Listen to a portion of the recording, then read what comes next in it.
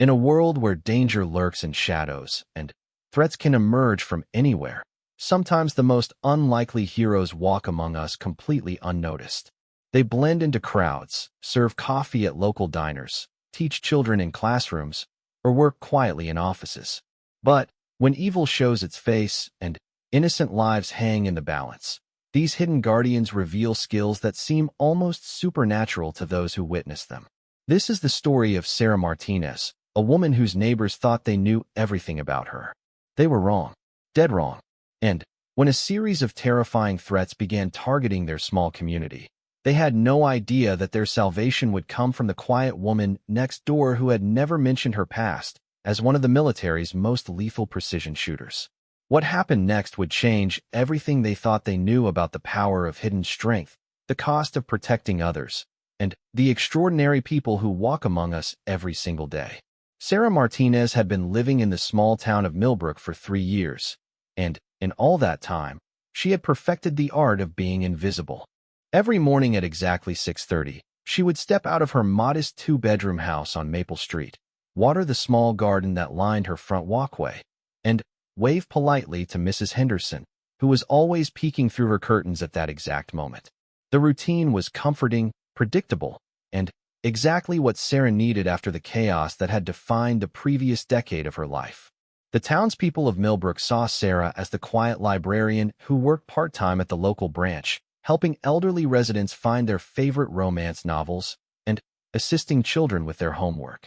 She drove a sensible Honda Civic, shopped at the same grocery store every Thursday evening, and attended the monthly town meetings where she sat in the back row and never spoke unless directly addressed.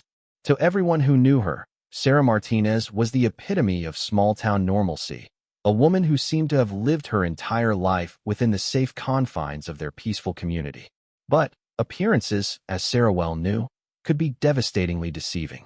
What the people of Millbrook didn't know was that Sarah Martinez had spent 8 years as Staff Sergeant Martinez, one of the most skilled snipers in the United States Marine Corps.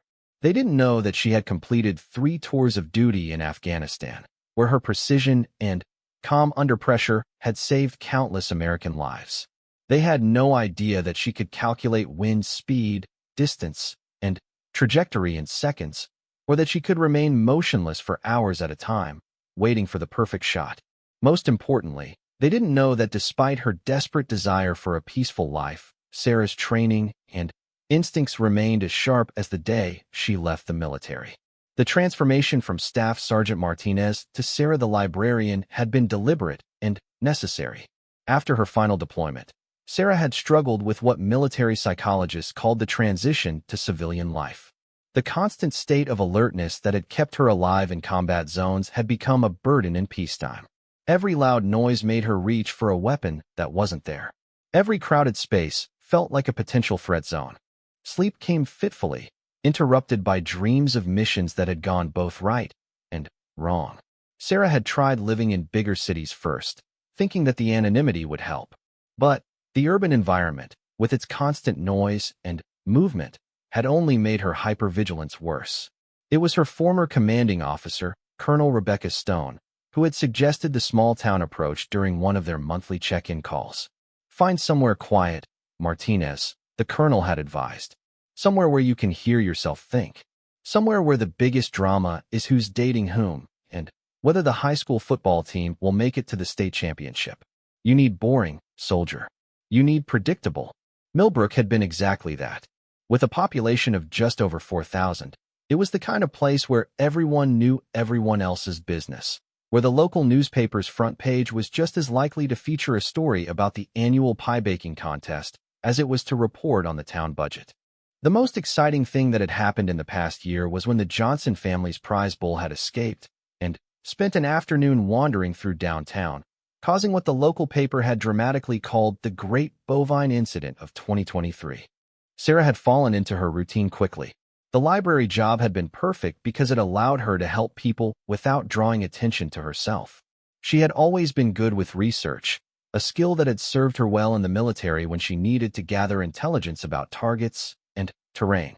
Now she used those same skills to help Mrs. Peterson find information about her genealogy research or to assist teenagers with their history projects. The work was peaceful, methodical, and completely different from the life-or-death decisions that had defined her military career. For the first time in years, Sarah began to sleep through the night. The constant tension in her shoulders started to ease. She began to believe that she might actually be able to build the quiet, normal life she had dreamed about during those long, dangerous nights overseas. Sarah's house on Maple Street had become her sanctuary. She had chosen it specifically because it sat at the end of a dead-end street, which meant limited traffic and fewer unexpected visitors. The previous owner, an elderly man named Ernest who had moved to a retirement community, had left behind a beautifully maintained garden and a basement workshop that Sarah had converted into a small home gym. The basement had become particularly important to her routine. Every evening after dinner, she would spend an hour working out, maintaining the physical fitness that had been such a crucial part of her military life. She had also set up a small corner where she practiced meditation, a technique she had learned from a fellow veteran who swore it helped with the transition to civilian life. It was in this quiet space that Sarah felt most like herself, neither the hyper-alert soldier she had been nor the deliberately invisible librarian she had become, but something in between. Her neighbors had accepted her easily. Mrs. Henderson, the elderly woman next door, had taken Sarah under her wing immediately, bringing over casseroles and inviting her to join the neighborhood book club. The Thompsons, who lived across the street, had teenage children who sometimes came to the library for help with their homework. Sarah had developed a particular fondness for their youngest, Emma, a bright 15-year-old who was working on a project about women in combat roles for her history class. "My mom says you're really smart," Emma had said during one of their library sessions. "She says you know about all kinds of things, not just books." Sarah had smiled at that, wondering what Emma would think if she knew just how much her quiet librarian really did know about some subjects. But those were thoughts she pushed away quickly. The whole point of her new life was to leave those skills and memories behind. The only person in Millbrook who knew anything substantial about Sarah's past was Dr. James Morrison, the town's only physician and the closest thing Sarah had to a real friend in the community. Dr. Morrison was a veteran himself, having served as a field medic in Iraq, and he had recognized something familiar in Sarah's bearing during her first visit to his clinic for a routine physical. "Marine?" he had asked quietly as he checked her blood pressure. Sarah had hesitated for a moment before nodding. "How did you know?" "The way you scan a room when you enter it," he had replied. "The way you sit with your back to the wall. I do the same thing. Once a soldier, always a soldier, even when we're trying to be something else." Dr. Morrison had become a valuable ally in Sarah's quest for normalcy. He understood the challenges of transitioning from military to civilian life, and he never pressed her for details about her service. Instead, he offered quiet support and the occasional knowing nod when Sarah struggled with particularly difficult days. It was Dr. Morrison who had encouraged Sarah to consider getting a pet, suggesting that the responsibility and companionship might help with the isolation that often accompanied the adjustment to small-town life. Sarah had resisted at first, worried that caring for an animal might interfere with the careful routine she had established. But eventually, she had adopted a small mixed-breed dog from the local shelter, a brown and white terrier mix that she had named Scout. Scout had turned out to be exactly what Sarah needed.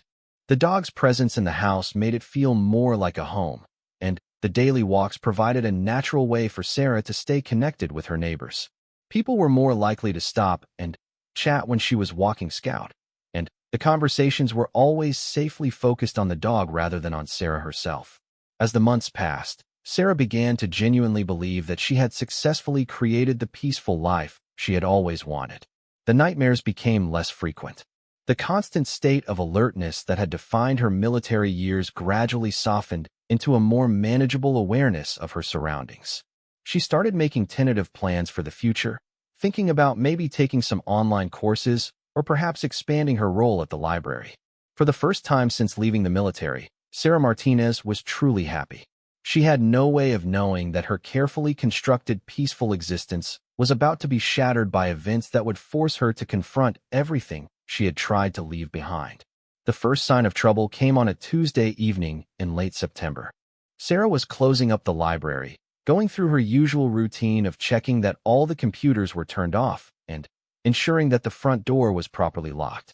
It was just after 6 o'clock, and the autumn sun was beginning to set, casting long shadows across the small parking lot outside. As Sarah walked to her car, she noticed something that made her pause. There was a piece of paper tucked under her windshield wiper, which was unusual because she had parked in her normal spot that morning and hadn't seen anything when she arrived at work. She pulled the paper free and unfolded it, expecting to see some kind of local advertisement or community notice. Instead, she found herself staring at a message that made her blood run cold. Written in block letters across the page were the words, "We know where you live. We know where you work. Stop digging or pay the price." Sarah's training kicked in immediately. Without appearing to panic, she scanned the parking lot and the surrounding area, looking for any signs of someone watching her. The street was empty except for a few cars passing by, and the neighboring businesses had already closed for the day. She folded the note carefully and placed it in her purse, making a mental note to preserve it as potential evidence. As she drove home, Sarah's mind raced through possible explanations for the threatening note. Her first thought was that it might be a case of mistaken identity.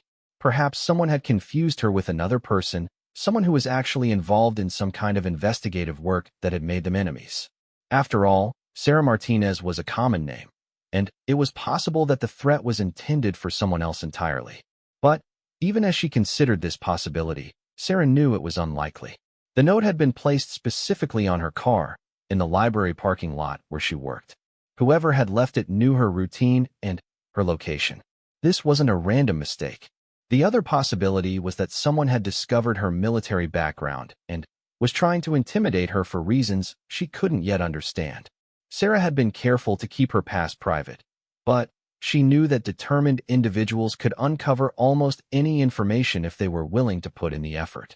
Perhaps someone had learned about her sniper training and was trying to use that knowledge against her in some way. When Sarah arrived home, she found Scout waiting for her at the front door, tail wagging with his usual enthusiasm.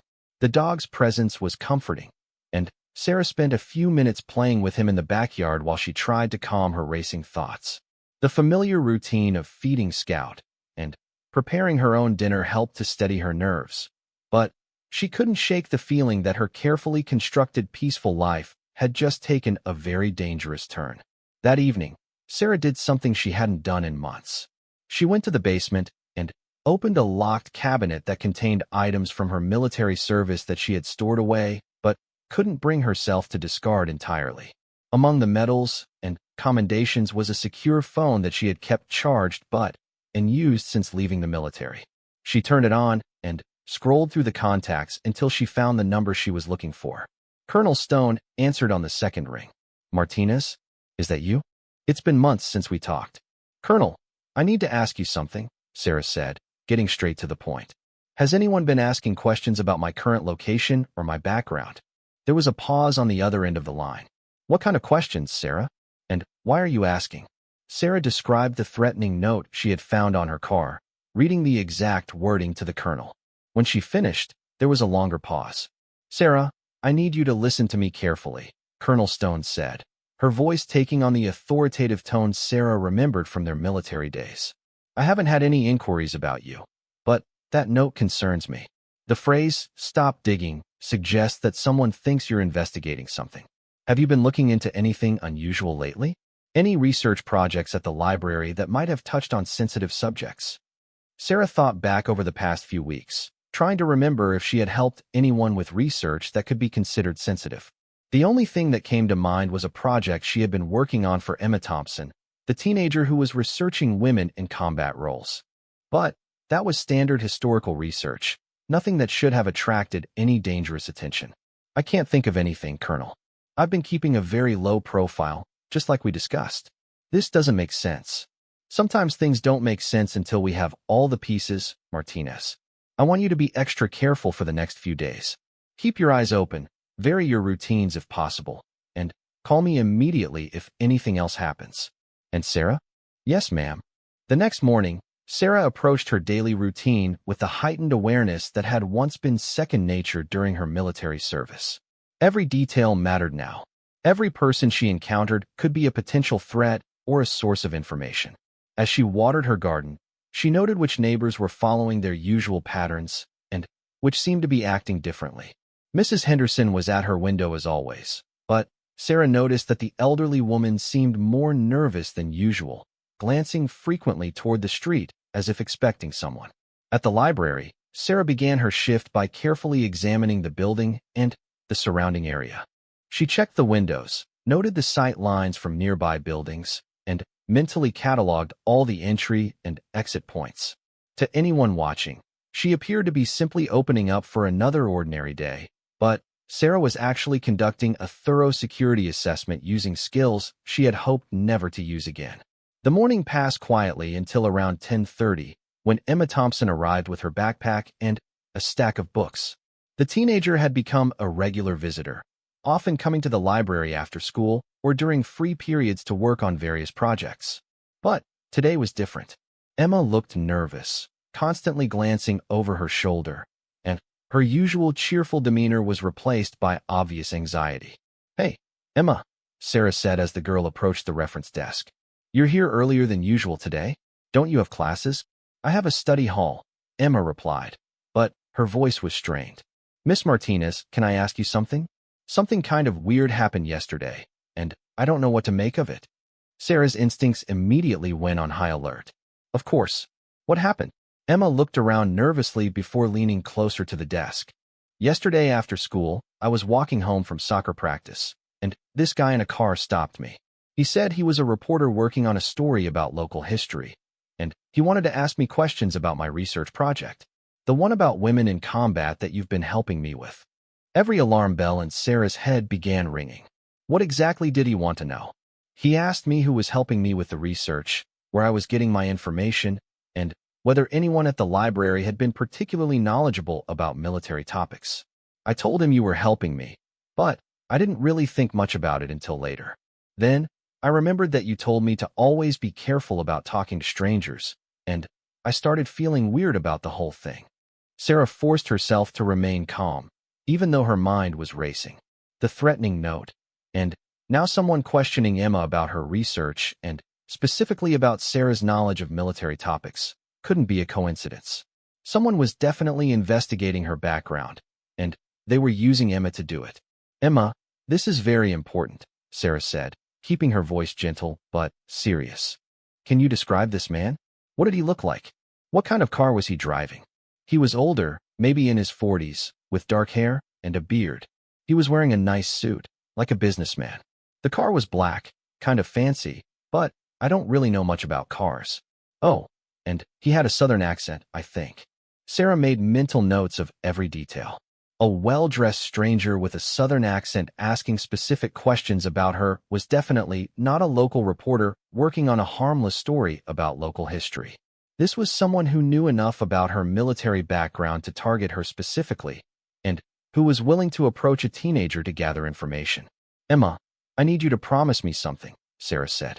"If this man or anyone else approaches you again with questions about your research or about me, I want you to politely say you can't talk and walk away immediately.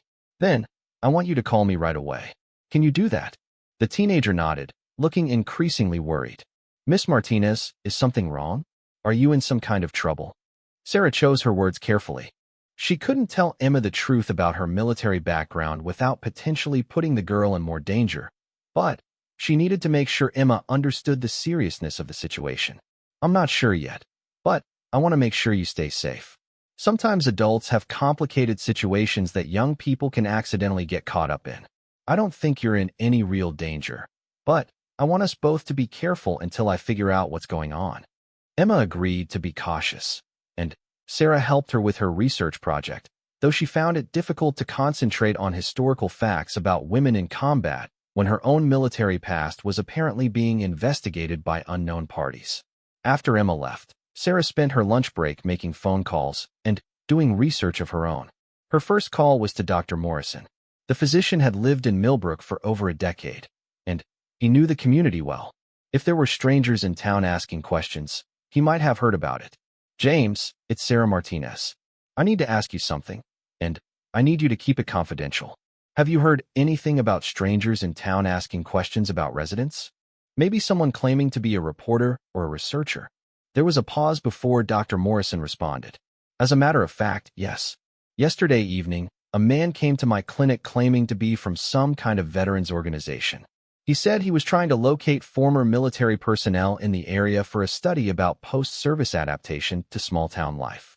He asked specifically about any patients I might have who showed signs of combat experience. Sarah felt her heart rate increase. What did you tell him? Nothing, of course.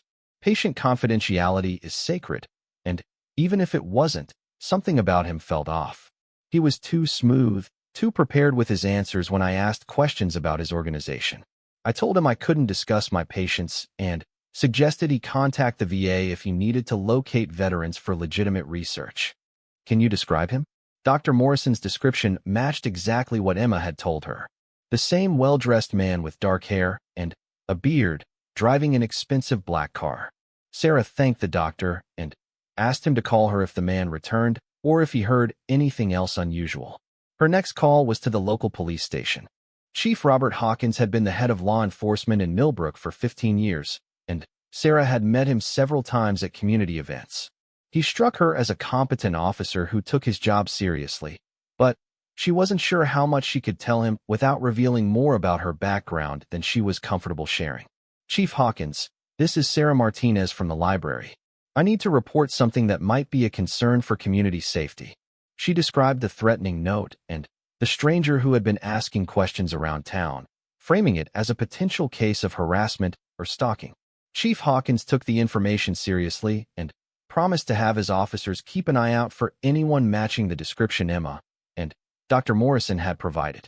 Miss Martinez, do you have any idea why someone might be targeting you specifically? Any former relationships or work situations that might have created enemies? Sarah had prepared for this question. I've lived a pretty quiet life, Chief. I can't think of anyone who would have a reason to threaten me. It's possible this is a case of mistaken identity. After ending the call, Sarah realized that her carefully maintained cover story was already beginning to fray.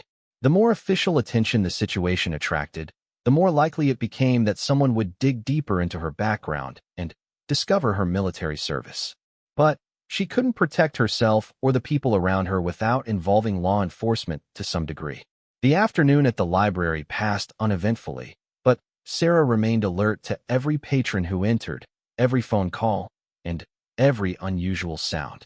When closing time arrived, she followed a different routine than usual, taking time to thoroughly check the building before leaving and varying her route home. These were basic security measures that felt strange after years of civilian life, but they also felt necessary given the circumstances. At home, Sarah found that Scout seemed unusually restless. The dog kept going to the windows and whining softly, as if sensing something wrong. Sarah trusted Scout's instincts. Military working dogs had saved her life more than once overseas, and she knew that animals often detected threats before humans did. That evening, Sarah decided to take a more active approach to the situation. She changed into dark clothing and took Scout for what appeared to be a normal evening walk, but she was actually conducting surveillance of her own neighborhood. She wanted to see if anyone was watching her house, and she wanted to familiarize herself with any changes in the normal patterns of activity around Maple Street.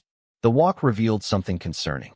Parked at the end of the street, in a location that provided a clear view of her house, was a black sedan that she didn't recognize. The car was empty, but its position was too convenient to be accidental. Someone had been watching her home, though they apparently weren't there at the moment. Sarah made note of the license plate number and continued her walk, taking a longer route that allowed her to approach the car from different angles. The vehicle was clean and appeared to be a rental, with no personal items visible inside. But tucked under the windshield wiper was a small piece of paper, similar to the threatening note she had found on her own car. Without appearing to show any interest in the car, Sarah completed her walk and returned home. But once inside, she made a decision that would have surprised anyone who thought they knew the quiet librarian. She changed into all-black clothing, including a dark cap that would hide her distinctive hair, and prepared to conduct a nighttime reconnaissance mission that would have been routine during her military service but felt surreal in the peaceful setting of Millbrook. Using skills she hadn't employed in years, Sarah slipped out of her house through the back door and moved through the shadows toward the mysterious black car. The town was quiet, with most residents already settled in for the evening, which made movement easier but also more risky if she was spotted. She stayed low and used the landscaping of neighboring houses for concealment, approaching the car from the blind spot created by a large oak tree. The note under the windshield wiper was another message, this one reading, "Last warning. Stop your investigation or face the consequences." But the more interesting discovery was what Sarah found when she looked more closely at the car itself. The license plate was from a rental company, as she had suspected, but there were other details that told her more about who might be using the vehicle. The car had been driven recently and extensively, with mud on the tires that suggested travel on rural roads. There were coffee cups in the front seat from a chain restaurant that didn't exist in Millbrook, indicating that whoever was using the car had traveled from at least a few towns away. Most telling of all, there was a small electronic device attached to the underside of the car that Sarah recognized as a GPS tracking unit. The presence of the tracking device confirmed Sarah's growing suspicion that she was dealing with professionals, not random criminals or amateur stalkers. Whoever was targeting her had resources, training, and specific knowledge about surveillance techniques. This was beginning to look like something much more serious than local harassment. Sarah photographed the note and the license plate with her phone, being careful not to use the flash. She considered removing or disabling the GPS device, but decided against it. Doing so would alert her watchers that she had discovered their surveillance, and she wasn't ready to reveal that level of awareness yet. Instead, she retreated to her house, using the same careful approach she had used to reach the car. Back home, Sarah went to her basement and opened the locked cabinet again. This time, she removed more than just the secure phone. Hidden beneath a false bottom in the cabinet were items she had hoped never to need again: a tactical knife, night vision goggles, and a small handgun that she was licensed to carry but had locked away when she moved to Millbrook. The weight of the handgun in her hands brought back a flood of memories from her military service. The careful maintenance routines, the hours of training, the life-or-death situations where her marksmanship had been the difference between mission success and catastrophic failure. Sarah checked the weapon carefully, confirming that it was clean and functional, though she hoped desperately that she would never need to use it. Sarah spent most of the night analyzing everything she knew about the situation, using the systematic approach to intelligence gathering that had served her well in combat zones. By dawn, she had developed a working theory about what was happening, though the implications were more disturbing than anything she had initially imagined. The fact that professional surveillance teams were operating in Millbrook meant that this wasn't a random threat or a case of mistaken identity. Someone with significant resources and expertise had specifically targeted her, and they were willing to commit substantial time and money to whatever operation they were running. The reference to investigation in the threatening notes suggested that they believe she was actively working on something that posed a threat to their interests. But Sarah knew she hadn't been investigating anything beyond routine library research projects, which meant that either someone had misinterpreted her normal activities as something more sinister, or there was something about her current situation that she didn't fully understand. The most likely explanation was that her military background had somehow become relevant to a current situation, but she couldn't imagine what that might be. Sarah's training had taught her to gather as much information as possible before taking action, so she spent the early morning hours before work conducting research using the military-grade device she had retrieved from her basement. The device's access to restricted databases allowed her to search for any current military or intelligence operations that might have some connection to her former service or her current location. What she discovered sent chills down her spine. According to classified military communications that her device was able to intercept, there was an active investigation into a series of security breaches at military installations across the Southeast. Someone had been accessing classified information about former special operations personnel, including detailed records about snipers and other specialized combat veterans. The investigation had been ongoing for several months, but had recently intensified after intelligence agencies discovered that the stolen information was being sold to foreign interests.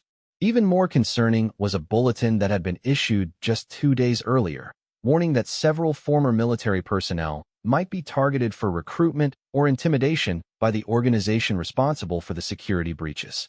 The bulletin specifically mentioned that former snipers were considered high-value targets because of their specialized skills and knowledge of military protocols.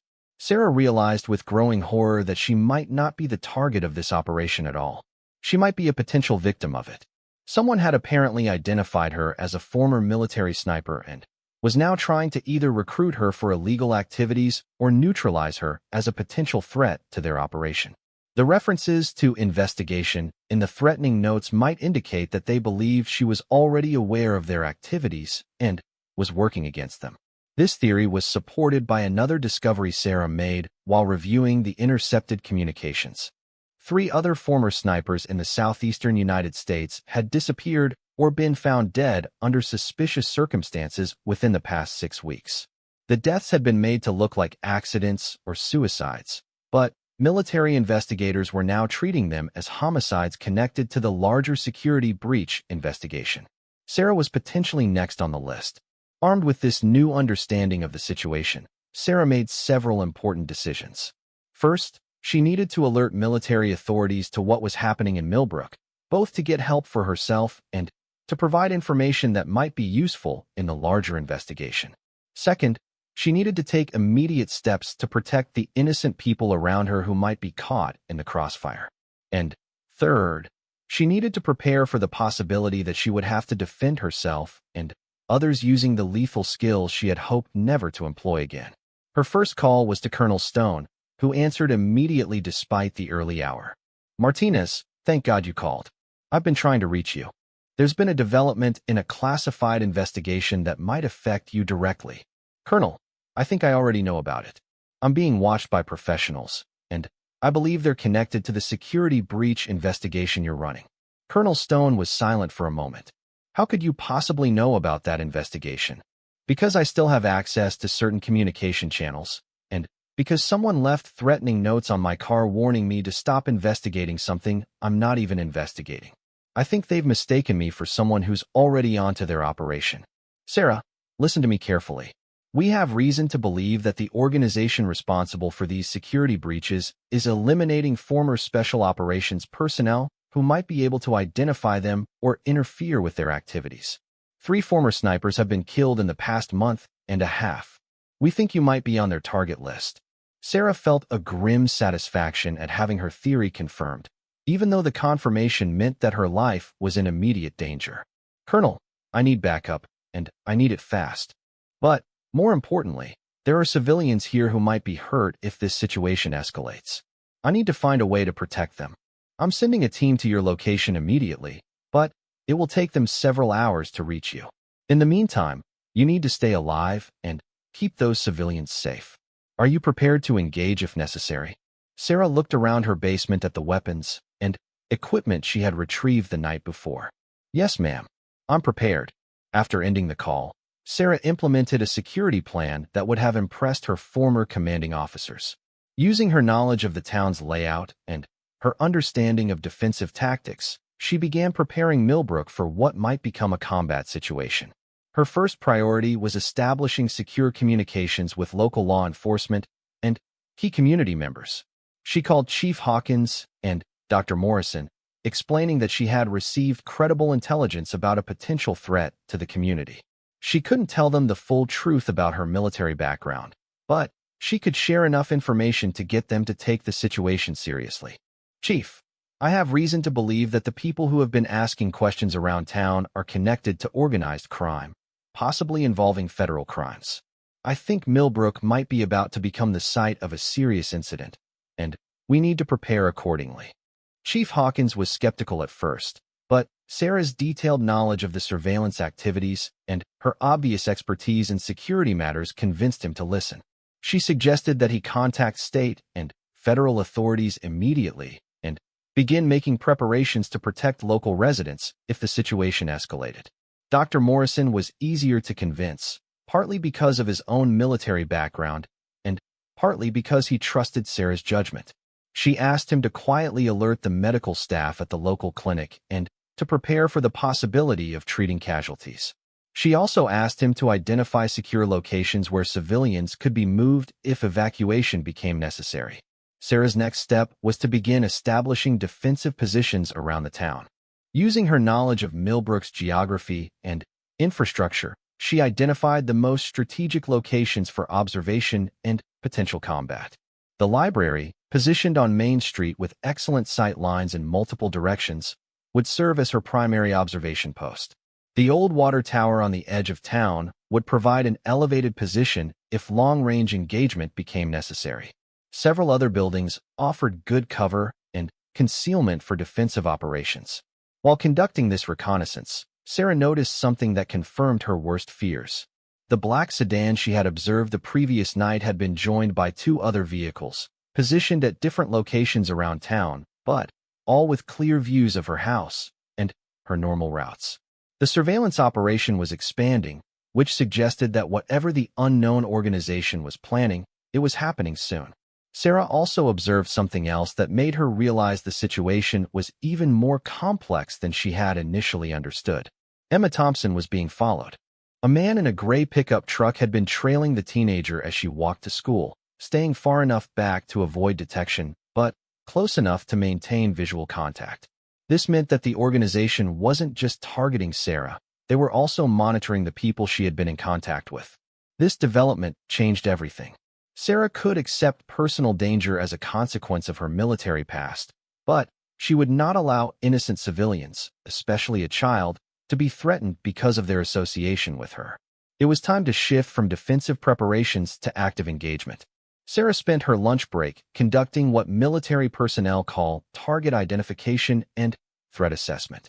Using binoculars from a concealed position on the library's second floor, she was able to observe all three surveillance vehicles and their occupants. What she saw confirmed her growing suspicion that she was dealing with a highly professional operation. The men in the vehicles were clearly trained operatives. They maintained proper radio discipline, rotated positions according to established protocols, and demonstrated the kind of situational awareness that came from extensive training. Their equipment was also sophisticated. Sarah could see communication devices, optical equipment, and what appeared to be weapons cases in at least two of the vehicles. More concerning was the discovery that the surveillance team had expanded beyond vehicle-based observation. Sarah identified at least two individuals on foot who appeared to be conducting reconnaissance of key locations around town. One man was posing as a tourist, taking photographs of buildings and asking questions about local history. Another was pretending to be a utility worker, examining electrical lines and water systems in a way that would give him detailed knowledge of the town's infrastructure. The level of preparation suggested that this wasn't just surveillance anymore. This was advanced reconnaissance for an operation, and that operation was going to happen soon.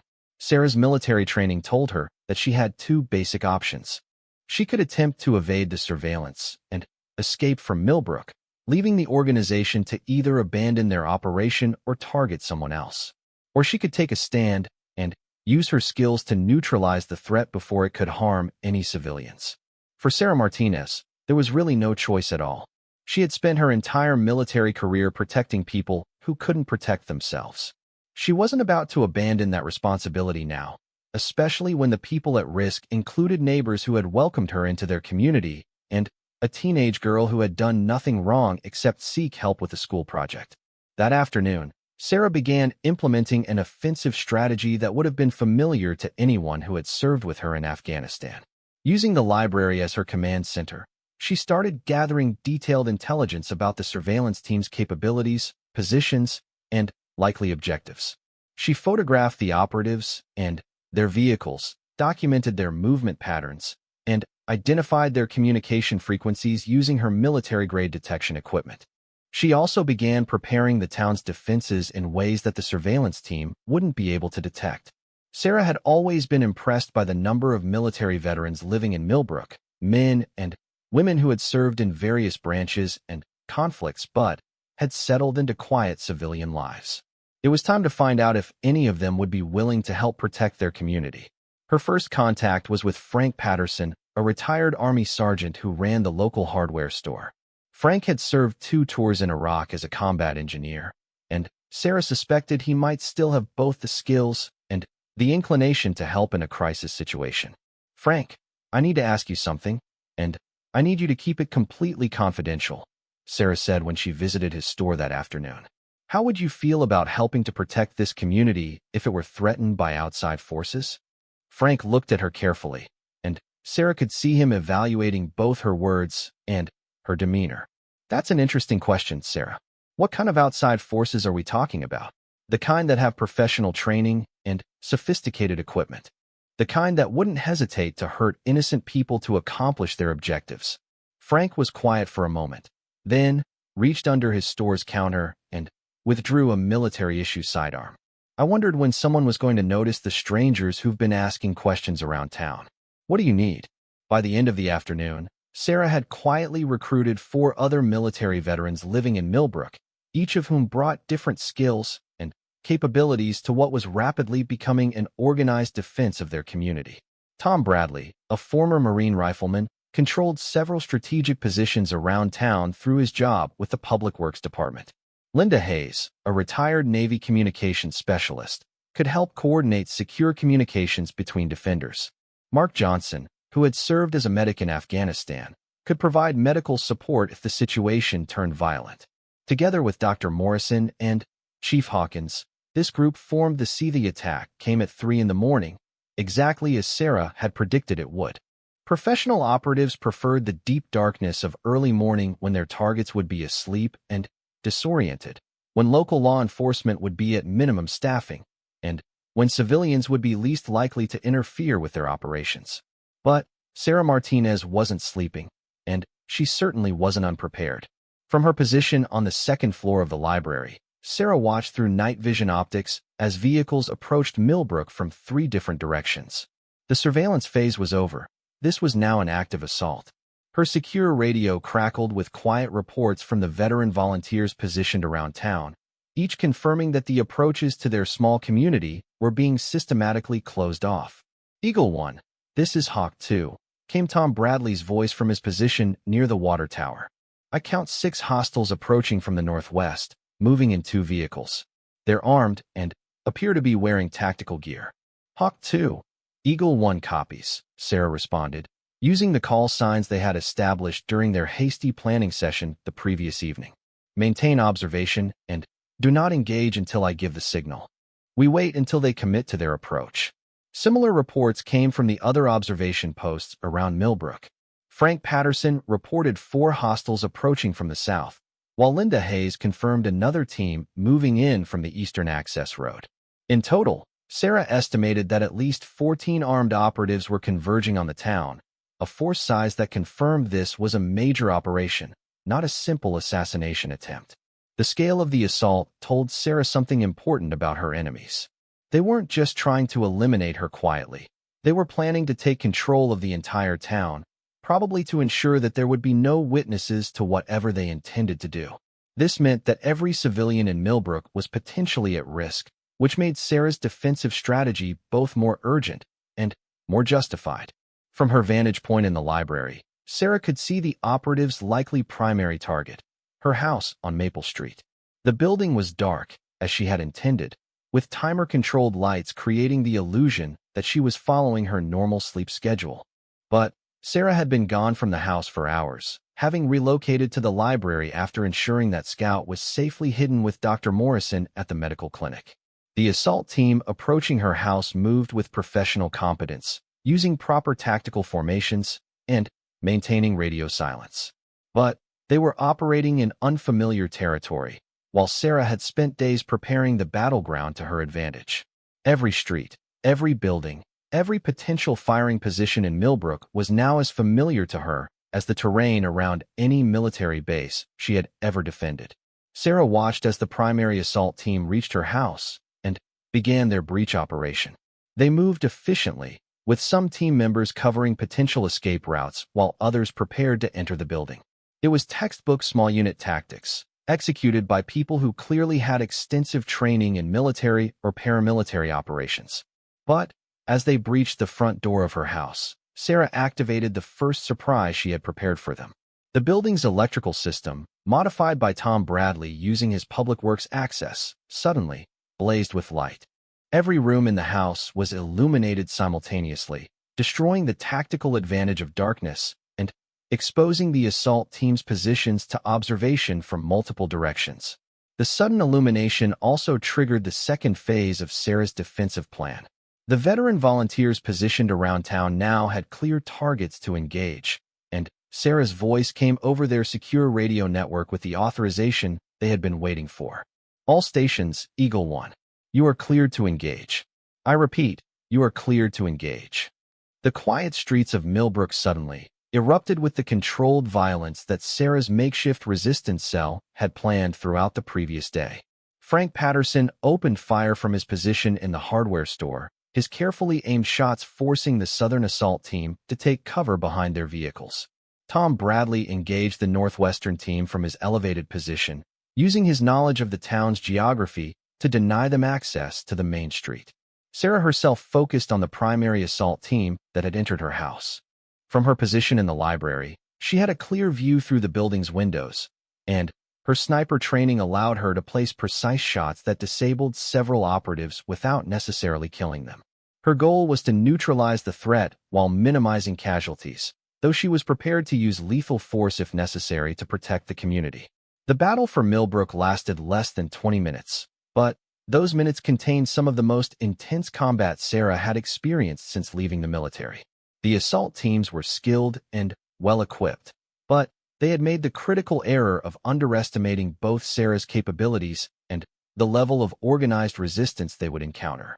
The turning point came when Sarah identified what appeared to be the operations commanding officer, a tall man with military bearing who was coordinating the assault team's movements from a command vehicle parked just outside the town limits.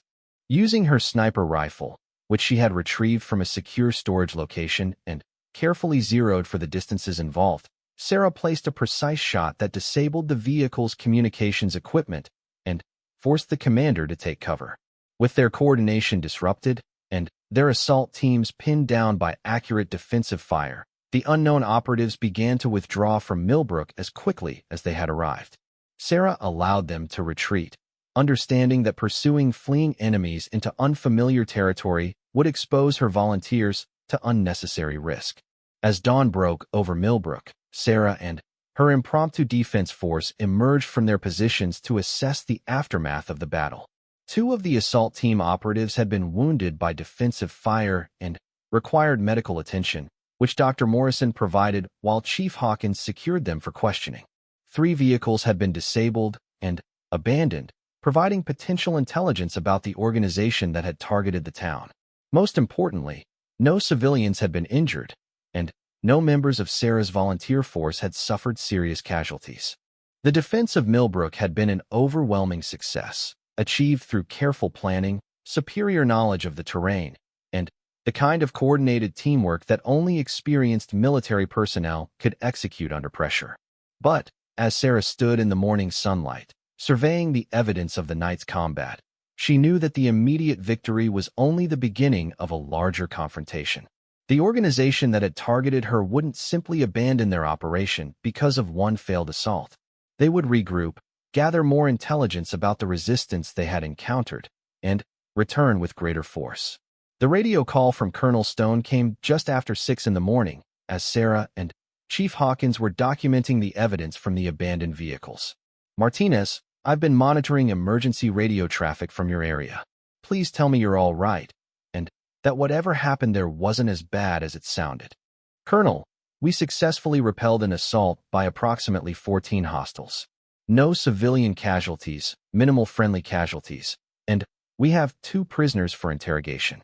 The immediate threat has been neutralized, but I don't expect this to be over." There was a long pause before Colonel Stone responded. "Sarah, I need you to understand something. What you just accomplished is extraordinary.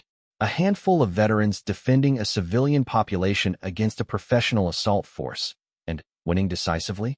That's going to get attention at the highest levels of military and intelligence agencies."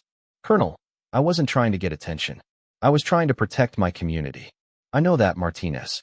But the organization you just defeated is connected to a major national security investigation. The people you captured and the intelligence you've gathered could be crucial to breaking up the entire operation. You've just become one of the most important assets in a classified investigation that involves multiple federal agencies." Sarah felt a familiar sinking feeling as she realized that her hope for a quiet civilian life was disappearing completely. What does that mean for Millbrook? For the people here? It means you're going to have more federal agents in your town than residents, at least for a while. It means that Millbrook is about to become the center of a major counterintelligence operation. And it means that you, Sarah Martinez, are going back to work for the United States military, whether you want to or not. As Sarah absorbed this information, she looked around at the community that had become her home. Mrs. Henderson was peeking through her curtains, obviously confused by the unusual activity on Maple Street. Emma Thompson was walking to school, unaware that her quiet librarian had just fought a small war to keep her safe. The normal rhythms of small-town life were continuing, even though everything had fundamentally changed. Dr. Morrison approached Sarah as she ended her call with Colonel Stone. "Sarah, I think it's time you told us who you really are. What happened here tonight wasn't the work of an amateur, and I don't think you're really just a librarian who got lucky." Sarah looked at the man who had become her closest friend 6 months after the night that changed everything.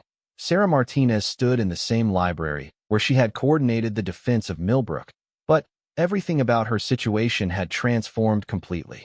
The quiet librarian who had once helped elderly residents find romance novels had become the public face of one of the most successful counterintelligence operations in recent military history. The interrogation of the captured operatives had yielded intelligence that led to the dismantling of an international network involved in stealing and selling classified military information. The organization had been targeting former special operations personnel across multiple countries, either recruiting them for illegal activities or eliminating them if they posed a threat to the operation.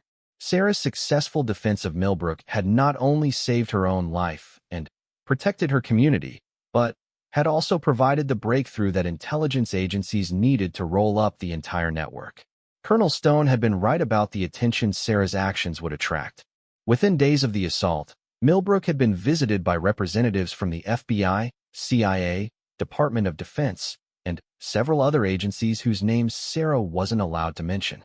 The small town had temporarily become one of the most secure locations in the United States, with federal agents outnumbering residents by a significant margin. But the most significant change wasn't in Millbrook's security status. It was in Sarah herself. The confrontation with her past had forced her to acknowledge that her attempts to completely separate herself from her military identity had been both unrealistic and unnecessary. She was, and would always be, a Marine, but that didn't mean she couldn't also be the person she wanted to be in civilian life. The resolution had come through an unexpected offer from Colonel Stone. The military, recognizing the unique value of Sarah's skills and her proven ability to operate effectively in civilian environments, had created a new position specifically for her. She would remain based in Millbrook, continuing her work at the library, but would also serve as a liaison between military intelligence and civilian law enforcement agencies. The role would involve training local law enforcement personnel in counterintelligence techniques, providing consultation on threats to small communities, and serving as a rapid response asset for situations that required both military expertise and civilian sensitivity.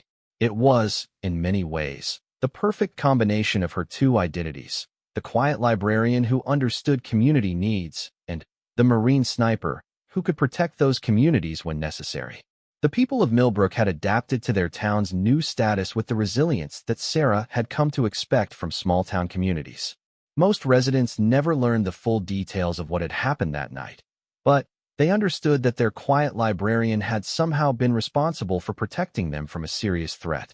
The story that emerged in local conversations was that Sarah was a former military person who had helped coordinate with federal authorities to stop dangerous criminals who had been operating in the area.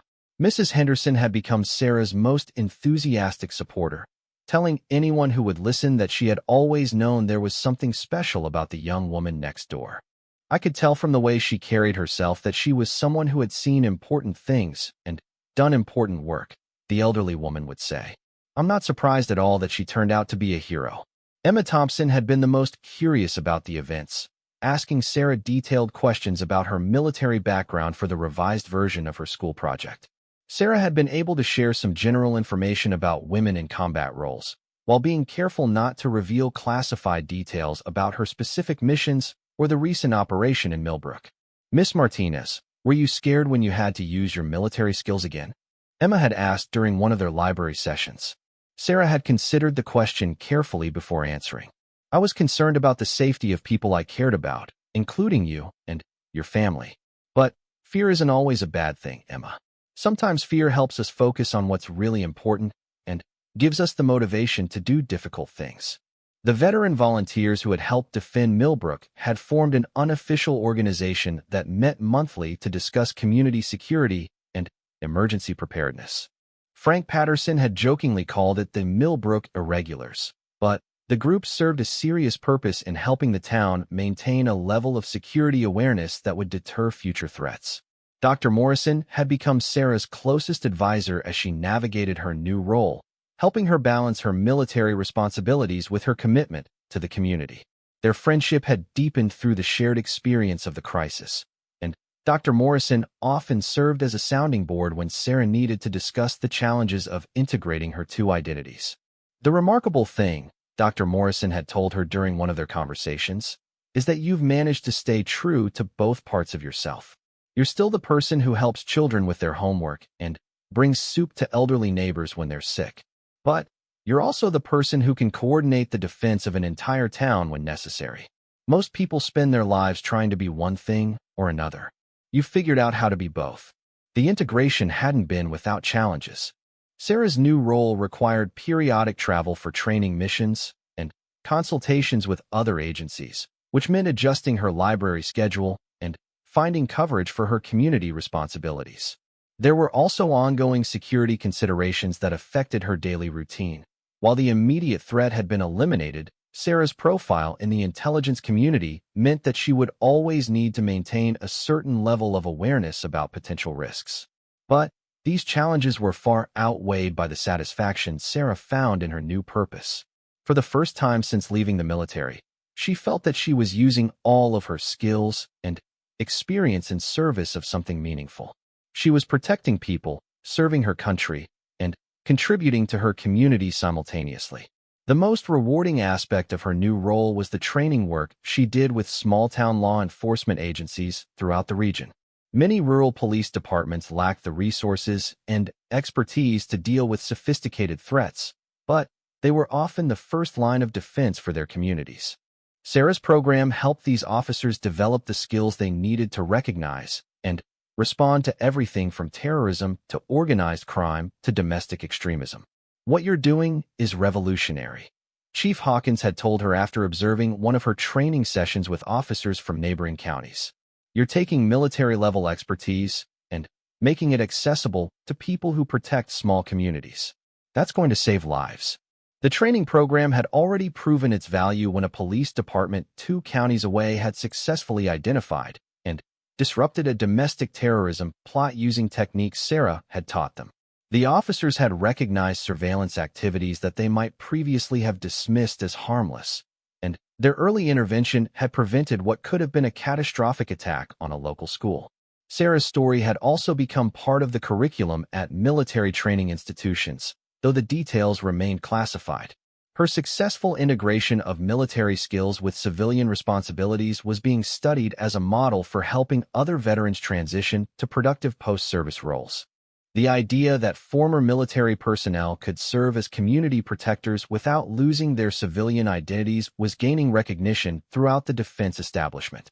The library itself had become something of a pilgrimage site for military veterans and law enforcement personnel who wanted to meet the woman who had successfully defended a small town against professional operatives.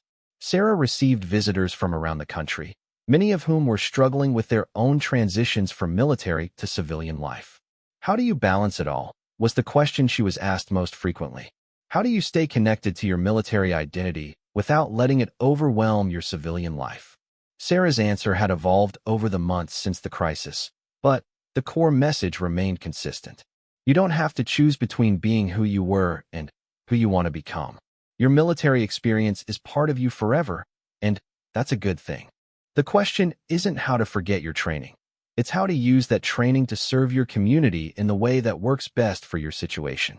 1 year after the assault on Millbrook, Sarah received a letter that brought her story full circle. It was from a young woman who had recently left the military after serving as a sniper in overseas operations. The woman was struggling with the transition to civilian life and was considering moving to a small town where she could start fresh. "I've read about what you did in Millbrook," the letter said. "Not the classified parts, but the public story about how you build a new life while staying true to your military identity. I'm wondering if you might have advice for someone who wants to follow a similar path." Sarah read the letter twice before responding, thinking about how much her own understanding had changed since she first arrived in Millbrook seeking nothing more than anonymity and peace.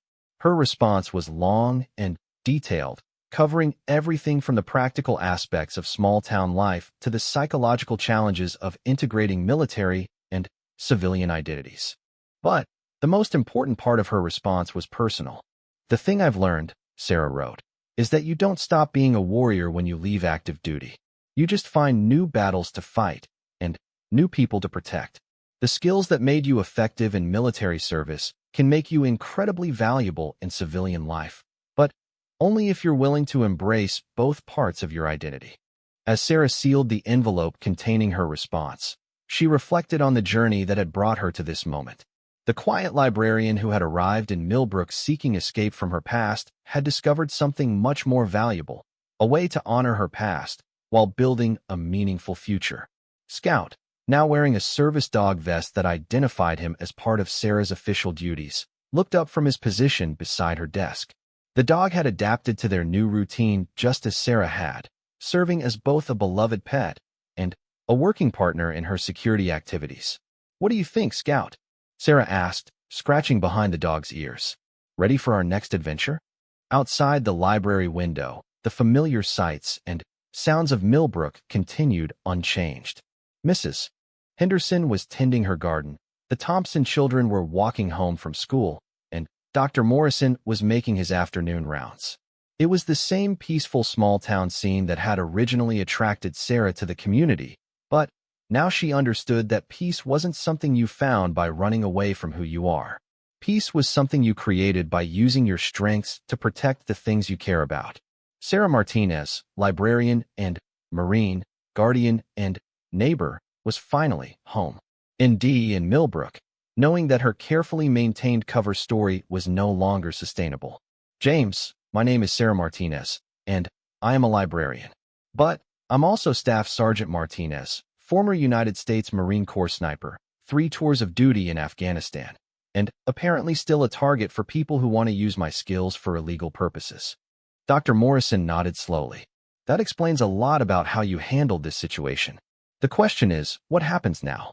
Before Sarah could answer, the sound of helicopters became audible in the distance. Multiple aircraft were approaching Millbrook, undoubtedly carrying the federal response team that Colonel Stone had promised.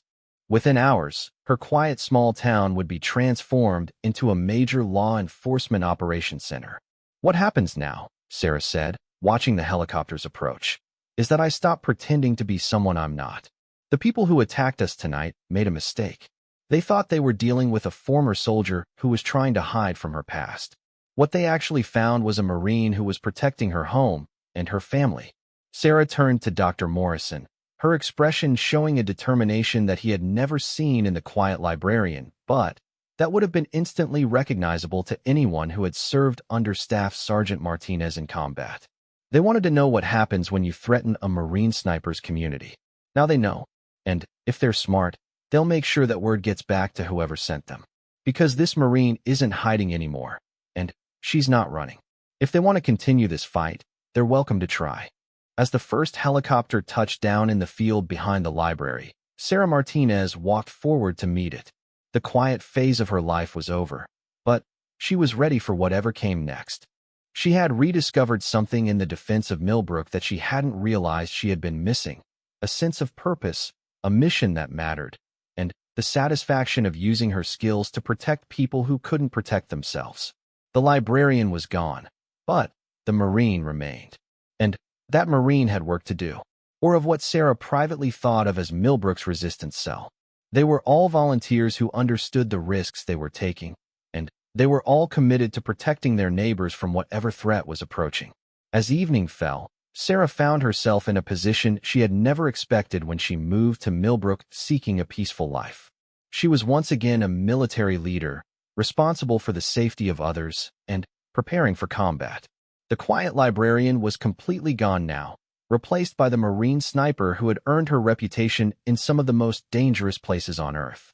But this time, she wasn't fighting for national interests or strategic objectives.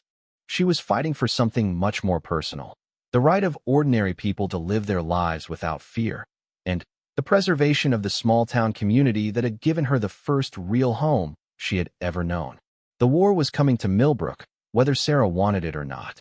But the people threatening her community had made one critical mistake in their intelligence gathering. They had identified her as a former military sniper, but they had seriously underestimated what that really meant. They were about to discover that some skills, once learned, are never forgotten, and some people, once tested in combat, never lose their edge. Sarah Martinez was ready to remind them why Marine snipers were considered among the most dangerous individuals on Earth. She also retrieved a small device that looked like an ordinary smartphone, but was actually a military-grade communication and data collection tool. The device could detect electronic surveillance, scramble communications, and access databases that were not available to civilians. Sarah had kept it after leaving the military, though she had never expected to need its capabilities in her civilian life. Using the device, Sarah was able to confirm that her house was not currently under electronic surveillance, which was a relief. But she also discovered something that made her blood run cold. The device detected multiple cell phone signals in the immediate area that were using encryption patterns consistent with military or law enforcement communications equipment. Someone was running a sophisticated surveillance operation in Millbrook, and Sarah was clearly the target. The question that remained was why. Who would go to such lengths to monitor a former Marine sniper who had been living quietly in a small town for years? And what did they think she was investigating that was worth threatening her over? As Sarah sat in her basement, surrounded by the tools and weapons of her former life, she realized that her peaceful existence in Millbrook was officially over. Whether she wanted it or not, she was back in a world where every decision could be a matter of life and death, and where the skills that had once made her one of the military's most effective snipers might be the only thing standing between her and disaster. The quiet librarian was gone. Staff Sergeant Martinez was back, and she was ready for war. Don't let your guard down completely. You're not active military anymore, but you're still a Marine. Trust your instincts. After ending the call, Sarah sat in her basement for a long time, staring at the locked cabinet that contained reminders of the life she had tried to leave behind. She had come to Millbrook to escape the constant vigilance and danger that had defined her military years. She had wanted nothing more than to be a normal person living a normal life in a normal town. But as she sat there holding the threatening note, Sarah realized that sometimes the past doesn't stay buried, no matter how deep you try to bury it. And sometimes the skills you think you'll never need again become the only thing standing between you and disaster. Outside, the autumn wind picked up, rattling the windows of her house and sending leaves skittering across her yard. Scout, sensing her tension, came over and rested his head on her knee. Sarah petted the dog absently, her mind already shifting into the tactical thinking mode that had kept her alive through 3 combat deployments. Tomorrow, she would begin her own investigation into who might be threatening her and why. But tonight, for what might be the last time, Sarah Martinez allowed herself to mourn the peaceful life that was already slipping away from her, one carefully constructed routine at a time.